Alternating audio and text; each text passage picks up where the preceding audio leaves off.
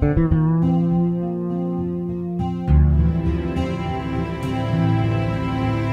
jūs redzētu Kristīnas dienas grāmatu, kārtīgi sarakstītas stundas, akurāti atzīmēti mājas darbi, neviena svītrojuma vai labojuma. Un atzīmes. Kas par atzīmēm? Mammas laime, tēta prieks. Protams, ne jau vieni apaļi desmitnieki vien, bet arī nesekmīgas atzīmes neticēsiet nevienas pašas.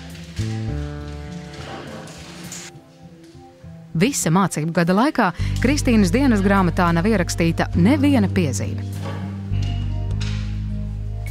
Visa mācību gada laikā Kristīna nav izpelnījusies nevienu rājienu no skolotājiem klasē. Un visa mācību gada laikā Kristīna vēl nereizes nav aizpļāpājusies ar draudzenēm un nokavējusi stundas sākumu. Un ja tā padomā, tam ir savi iemesli. Jo Kristīnai nemaz tādu īstu draudzeņu skolā nav, par draugiem nemaz nerunājot. Kaut gan ne, draugi ir. Dienās pirms kontroldarbiem, kad jāiespringst un jāsaķer, citādi tik bravūrīgie klases zēni kļūst bezgala pozitīvi. Draugi, ko pēc stundām dar? Neko. Jā, labi.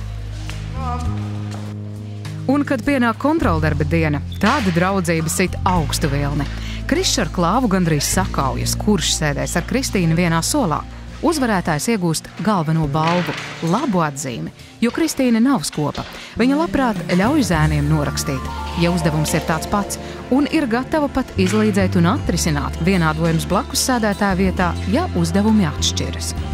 Pārējie klases biedri neiebilst, jo viņi labi zina, ka var pienākt, ka noteikti pienāks diena, kad arī viņiem noderēs Kristīnas zināšanas un labā sirds. Nav jau tā, ka Kristīna izlīdzētu tikai puikām. Bet nākamajā dienā, kad kontroldarbs jau norakstīts, nedz Krišs, nedz Klāvs, nedz pārējie vairs neplēšas, kurš sēdēs ar Kristīni.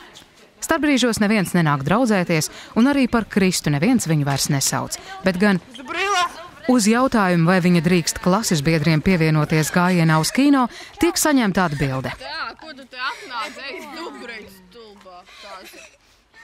Zubra.